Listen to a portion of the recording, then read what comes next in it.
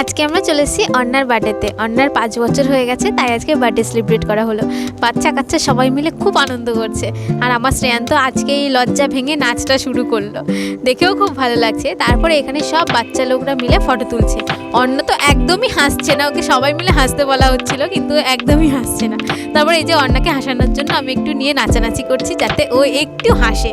তো যাই হোক, তারপরে সব কিছু নাচানাচির পরে এখন শুরু হলো আশীর্বাদ পর্ব। ওকে আশীর্বাদ করা হচ্ছে, এরপরে চলে আসবে কেক কাটার পর্ব। তাই লোকজন একদম পুরো ভিড় হয়ে গেছে, কেক কাটা ওখানে শুরু হয়ে গেছে। কেক কাটাই তো আসল মজা, তাই জন্যই সবাই ভিড় করে দাঁড়িয়ে আছে। বাচ্চা কাচ্চা সবাই হাততালি দিচ্ছে, আর আমার শ্রেয়ানবাবু ওই যে ওর মাঝখানে দাঁড়িয়ে আছে। অর্ণা বারবার করে মুটুকটাকে ঠিক করছে যাতে মুটুকটা না খুলে যায়। তারপরে এই যে এখানে গ্যাজা ম্যাজা সব ঝিটাচ্ছে, সবাই বলছে কেকটাকে বাজা। আর এই দেখো আমার শ্রেয়ানবাবু কেক খাওয়ার স্টাইল, বার্থডেতে তো ওই গেছে।